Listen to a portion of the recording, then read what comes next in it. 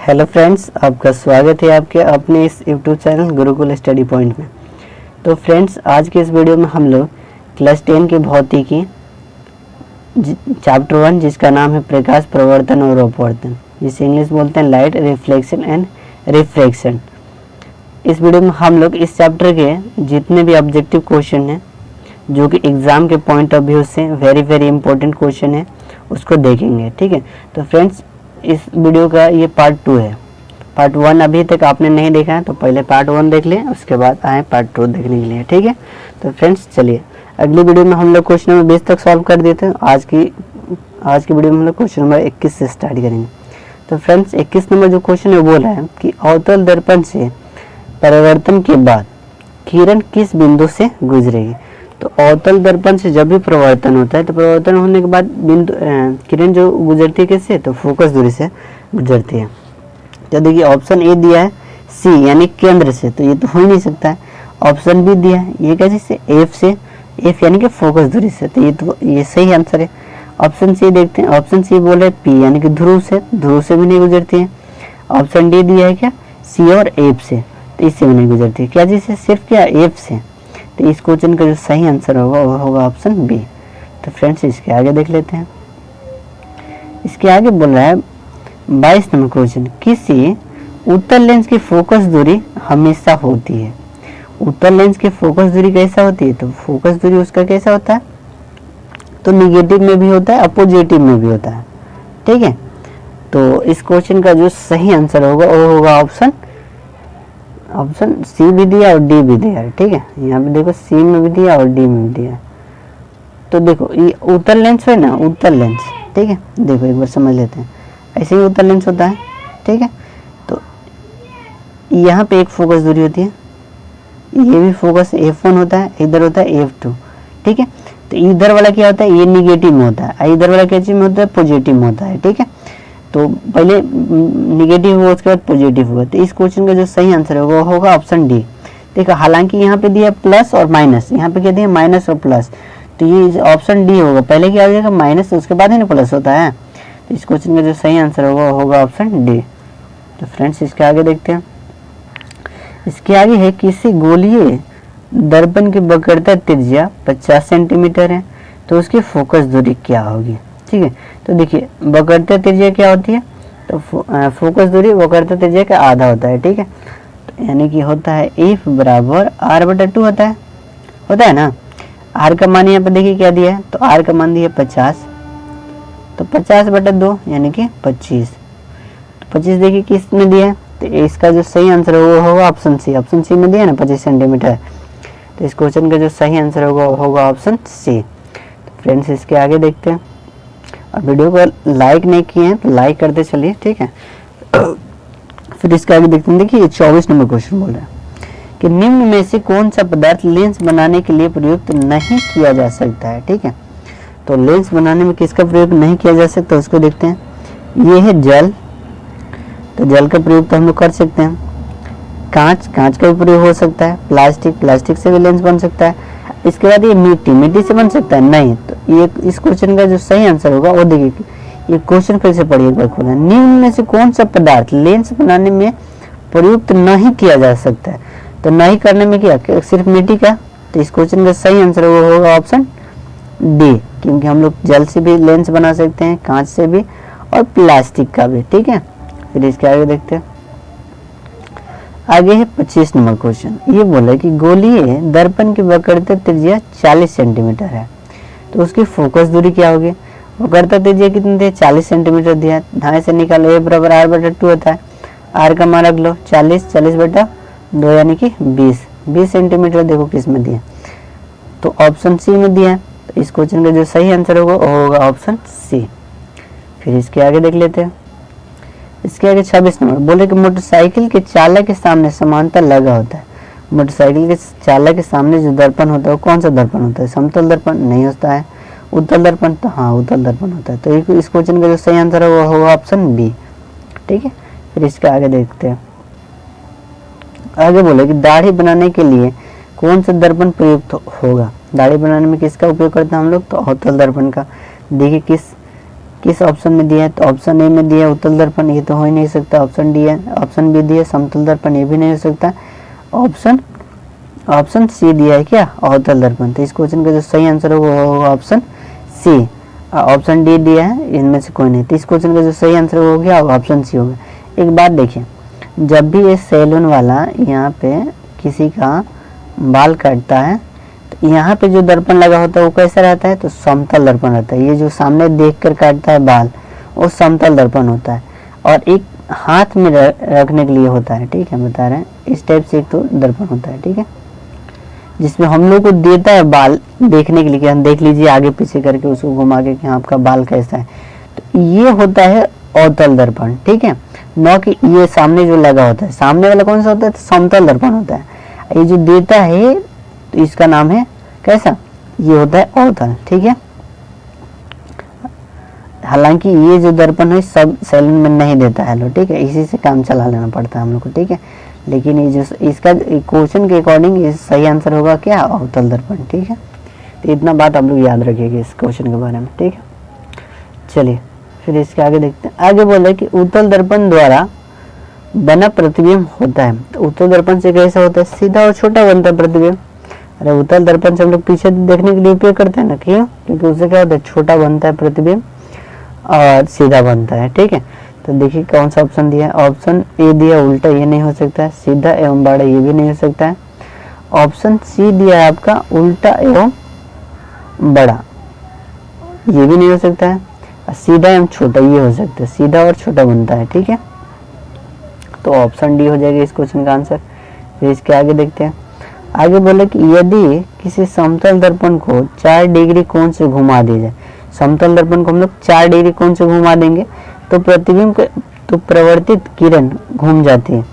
आप लोग ये बताए हैं कि जब भी हम लोग जितना से घुमाएंगे, जैसे 8 डिग्री से घुमाते हैं तो कितना 2r डिग्री से घूम जाता है, ठीक है। तो यहाँ पे 4 डिग्री से घुमा रहे हैं तो 4 का 2 गुना करेंगे, 4 का 2 गुना कितना होता है 8, तो 8 डिग्री से क्या जाएगा, घूम जाएगा।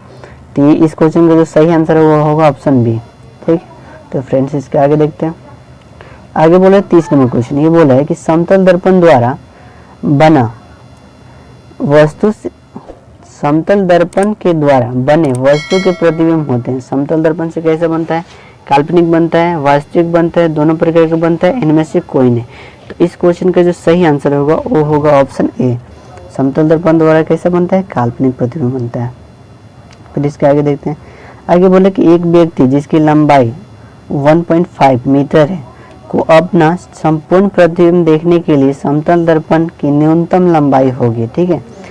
तो आप लोग बताएं कि जितने लंबाई का व्यक्ति होगा उसका पूरा प्रतिबिंब देखने के लिए कम से कम उसके आधे लंबाई का दर्पण होना चाहिए। तो यहाँ पे क्या है 1.5 मीटर, तो 1.5 का आधा कर देंगे तो ये हो जाएगा 1.5 अपॉन 2, इससे कटेंगे तो कितना हो जाएगा, तो ये हो जाएगा 0.75 मीटर, ठीक है। 0.75 मीटर किस में है, तो ऑप्शन सी में है।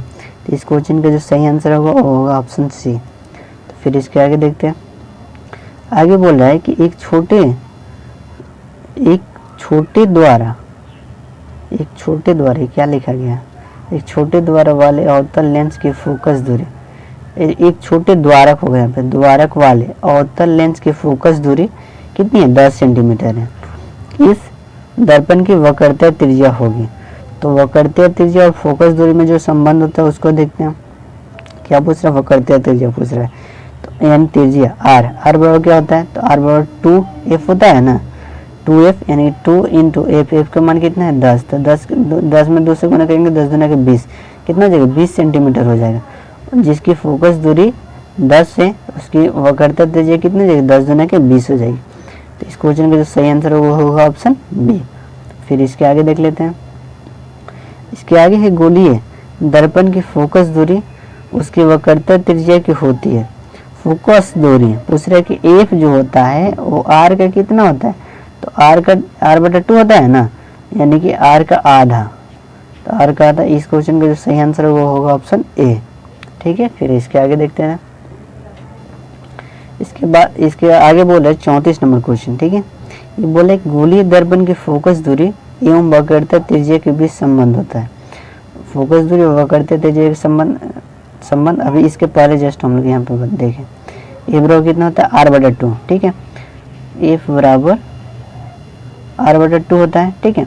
अगर हम लोग r को लिखे तो कितना हो जाएगा, r बराबर कितना हो जाएगा, तो इसे 2 से इधर गुना हो जाएगा यानी कि 2f हो जाएगा, ये दोनों ऑप्शन हो जाएगा, ठीक है। तो देखिए r बराबर 2f ये सही है, यहाँ पे देखिए r बराबर 2f दिया है ना, ये सही है। a बराबर r/2 ये भी सही है। यहाँ पे f बराबर r ये गलत है, r बराबर a/2 ये भी गलत है। तो इस क्वेश्चन का जो सही आंसर होगा वो होगा a और c दोनों, ठीक है। फिर इसके आगे देख लेते हैं। आगे है 35 नंबर क्वेश्चन। ये बोल रहा है किसी दर्पण से वस्तु का बड़ा प्रतिबिंब बनता है। किस दर्पण से वस्तु का बड़ा प्रतिबिंब बनता है, अवतल दर्पण। तो इस क्वेश्चन का जो सही आंसर है वो होगा ऑप्शन बी। फिर इसके आगे देख लेते हैं। इसके आगे है 36 नंबर क्वेश्चन। ये बोला है किसी बीम का अवतल दर्पण द्वारा बना प्रतिबिंब आभासी, सीधा तथा वस्तु से बड़ा पाया गया, ठीक है। वस्तु की स्थिति कहाँ होगी, कहाँ होनी चाहिए, ये बोला ऑप्शन ए वक्रता केंद्र पर, ऑप्शन बी बोला मुख्य फोकस तथा वक्रता केंद्र के बीच, ऑप्शन सी बोल रहे कि वक्रता केंद्र के परे ध्रुव तथा फोकस दूरी के बीच। तो इस क्वेश्चन का जो सही आंसर होगा वो होगा ऑप्शन डी, ध्रुव और फोकस दूरी के बीच जब रखेंगे तो वस्तु से कैसा आभासी, सीधा तथा वस्तु से बड़ा प्रतिबिंब बनेगा। तो ऑप्शन डी इस क्वेश्चन का सही आंसर हो जाएगा। फिर इसके आगे देख लेते हैं। इसके आगे है 37 नंबर क्वेश्चन। ये बोल रहा है किसी वस्तु का वास्तविक तथा समान साइज का प्रतिबिंब प्राप्त करने के लिए बीम को उत्तल लेंस के सामने कहाँ रखेंगे। तो उत्तल लेंस के सामने, ये चीज़ आप लोग को बता चुके थे फिगर में, ठीक है। अगर आपने वो वीडियो देखे होंगे तो आप लोगों को याद होगा कि हाँ उत्तल लेंस के सामने, उत्तल दर्पण के सामने, उत्तल लेंस दे दिया है, यहाँ पे दर्पण होना चाहिए, ठीक है। उत्तल दर्पण के सामने हम लोग कहाँ वस्तु को रखेंगे, अच्छा लेंस, ठीक है, लेंस ही होगा। तो देखिए ऑप्शन ए दिया है लेंस के मुख्य फोकस पर, ऑप्शन बी दिया है अनंत पर, फोकस दूरी की दोगुनी पर, लेंस के प्रकाशित केंद्र तथा मुख्य फोकस के बीच। तो इस क्वेश्चन का जो सही आंसर होगा वो होगा ऑप्शन सी, यहाँ पे ऑप्शन सी होगा, ठीक है। फोकस दूरी की दोगुनी पर रखेंगे, ठीक है। तो फिर इसके आगे देख लेते हैं।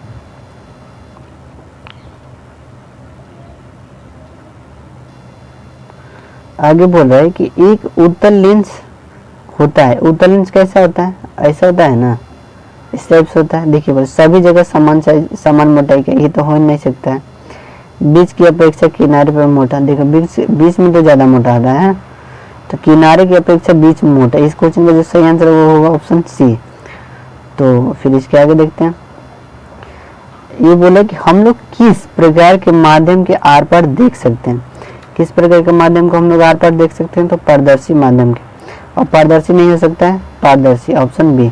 इस क्वेश्चन का जो सही आंसर होगा ऑप्शन बी। तो फ्रेंड्स वीडियो में आगे बढ़ने से पहले अभी तक आपने इस वीडियो को लाइक नहीं किया तो लाइक कर दे। चैनल पर जो लोग नए हैं चैनल को सब्सक्राइब करके नोटिफिकेशन बोल के ऑल पे सेलेक्ट कर ले, ताकि आने वाली वीडियो का नोटिफिकेशन समय समय पर आप लोगों को मिलते रहे। और इस वीडियो में लिए गए जितने भी प्रश्न हैं वो एग्जाम के पॉइंट ऑफ व्यू से भी आए। वेरी इंपॉर्टेंट क्वेश्चन है, ठीक है। तो आप लोग इस क्वेश्चन को, सारे क्वेश्चन को आप लोग याद कर लीजिएगा और इसका नोट्स भी बना लीजिएगा, ताकि एग्जाम के समय हम लोग क्या रिवाइज कर पाए, ठीक है। फिर इसका आगे देखते हैं। आज का अंतिम क्वेश्चन ये बोल रहे कि वैसी वस्तु जो स्वयं को प्रकाशित करती है, ठीक है। वैसी वस्तु जो स्वयं को प्रकाशित करती है उसको क्या बोलते हैं, प्रदीप्त, अप्रदीप्त, ए और बी दोनों, इनमें से कोई नहीं। तो इस क्वेश्चन का जो सही आंसर होगा वो होगा ऑप्शन ए, प्रदीप्त वस्तुएं ही स्वयं को प्रकाशित करती है, ठीक है। तो फ्रेंड्स उम्मीद करता हूँ आज का वीडियो पसंद आया होगा। अगर पसंद आया तो वीडियो को लाइक कर सकते हो, चैनल पर नहीं है तो चैनल को सब्सक्राइब कर लो।